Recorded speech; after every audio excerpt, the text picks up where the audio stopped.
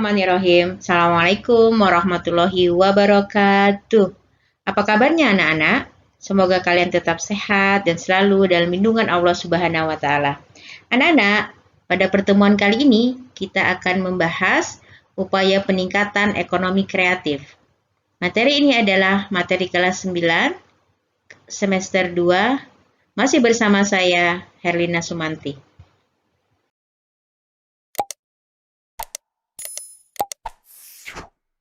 Untuk mengembangkan ekonomi kreatif, pemerintah memiliki strategi dengan melaksanakan pembangunan secara terintegrasi antara masyarakat, swasta, dan pemerintah. Beberapa strategi tersebut antara lain sebagai berikut. Yang pertama, menyiapkan insentif untuk memacu pertumbuhan industri kreatif berbasis budaya. Yang kedua, membuat roadmap industri kreatif kecil yang melibatkan berbagai lembaga pemerintah dan kalangan swasta. Yang ketiga, membuat program komprehensif untuk menggerakkan industri kreatif melalui pendidikan, pengembangan sumber daya manusia, desain mutu, dan pengembangan pasar. Yang keempat, memberikan perlindungan hukum dan insentif bagi karya industri kreatif. Contohnya, dilindungi hak kekayaan intelektual untuk penulisan buku, tulisan drama, tari, koreografi, karya seni, lagu atau musik, dan arsitektur. Yang terakhir, membentuk Indonesia Creative Council yang menjadi jembatan untuk menyediakan fasilitas bagi para pelaku industri kreatif. Selanjutnya, kita akan lihat strategi Kementerian Perdagangan dalam pengembangan ekonomi kreatif. Yang pertama, pengembangan database ekonomi kreatif Indonesia yang didukung dengan teknologi informasi. Yang kedua, peningkatan penggunaan teknologi melalui program kemitraan. Ketiga, Pekan Produk Kreatif Indonesia, PPKI. Keempat, Festival Ekonomi Kreatif. Kelima, Wahana Kreatif. Keenam, peningkatan jangkauan dan efektivitas pemasaran. Ketujuh, riset ekonomi kreatif dan fasilitas pemberian insentif yang mendukung inovasi. Yang kedelapan, fasilitas kegiatan yang mendorong lahirnya insan kreatif dan entrepreneur kreatif baru. Yang kesembilan, pengiriman kontestan pemenang ekonomi kreatif dari dalam negeri ke luar negeri. Yang kesepuluh, penciptaan identitas lokal, daerah, dan nasional. Setelah kita membahas tentang ekonomi kreatif, selanjutnya kita akan membahas tentang manfaat persaingan sebagai peluang meraih keunggulan ekonomi bangsa. Sebelumnya, perhatikan gambar berikut. Tahukah kalian gambar siapakah ini? Ini adalah gambar Adam Smith, seorang ahli ekonomi berkebangsaan Skotlandia. Ia mengeluarkan teori tentang keunggulan mutlak. Apakah teori keunggulan mutlak? Nanti kita akan bahas lebih lanjut. Perhatikan pula gambar berikut ini. Siapakah dia? Dia adalah David Ricardo. Sama, juga seorang ahli ekonomi yang berkebangsaan Inggris. David Ricardo mengeluarkan tentang teori keunggulan komparatif. Berikut nanti kita akan bahas lebih lanjut mengenai keunggulan komparatif. Dari teori keunggulan mutlak dan keunggulan komparatif ini, maka muncullah perdagangan internasional. Keunggulan mutlak.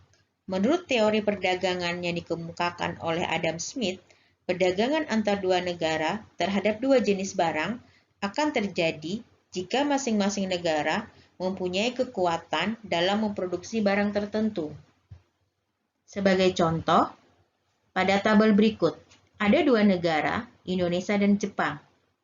Ada dua barang yang dihasilkan, bahan pangan dan elektronik.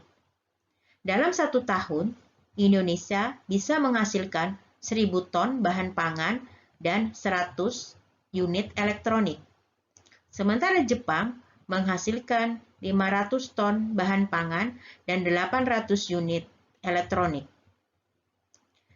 Menurut teori keunggulan mutlak, maka Indonesia berkonsentrasi spesialisasi dengan menghasilkan bahan pangan karena hasilnya jauh lebih banyak dibanding dengan Jepang.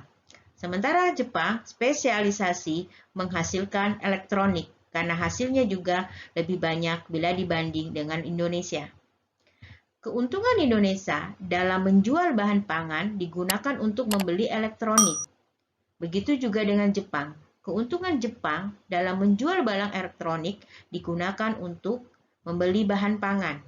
Demikian teori tentang ekonomi mutlak sehingga terjadi perdagangan internasional antara Indonesia dan Jepang.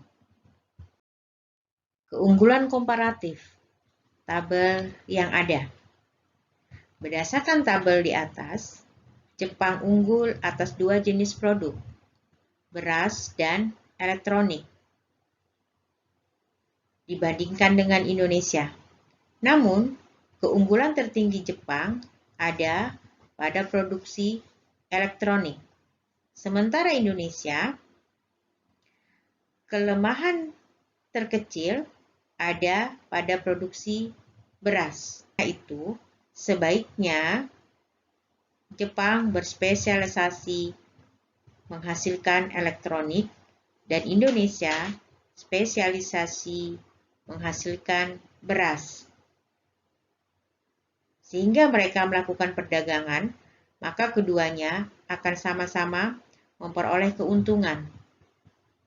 Besar keuntungan yang bisa diperoleh Indonesia dengan dasar tukar dalam negeri, 1 kg beras sebanding dengan 1 unit elektronik. Dari mana dapatnya? Dari 50 unit elektronik dibagi 50 kg beras. Sedangkan Jepang, 1 kilo beras sebanding dengan 1,3 elektronik. Hasilnya diperoleh dari 80 unit elektronik dibagi dengan 60 kg. Maka diperoleh 1,3.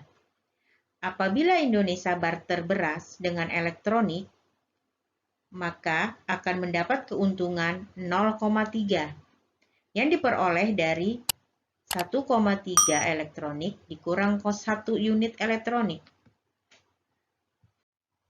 Sebaliknya, Jepang juga akan mendapat keuntungan dengan dasar tukar dalam negeri. 1 unit elektronik sebanding dengan 0,75 unit elektronik. Sedangkan Indonesia, 1 unit elektronik sebanding dengan 1 kg beras. Nah, jika Jepang barter dengan Indonesia, maka akan mendapatkan keuntungan sebesar 0,25 yang diperoleh dari 1 kg dikurang 0,75. Dari teori keunggulan mutlak dan keunggulan komparatif, Indonesia memiliki produk unggulan komoditas ekspor yang dapat dijadikan sumber devisa negara, seperti minyak sawit, karet, kopi robusta, batu bara, emas, dan lain-lain. Keikutsertaan Indonesia dalam perdagangan internasional dapat memberikan manfaat bagi pertumbuhan ekonomi. Peluang yang dapat dilakukan dalam era perdagangan bebas, yaitu dengan mengandalkan kekayaan sumber daya alam kita yang sangat luar biasa, dan tenaga kerja yang banyak dan murah, sehingga biaya produksi murah menyebabkan hasil produksi harganya murah. Harganya murah bisa bersaing dengan produk dari luar negeri. Demikian pembelajaran kita kali ini. Terima kasih. Mohon maaf bila ada kesalahan. Wassalamualaikum warahmatullahi wabarakatuh.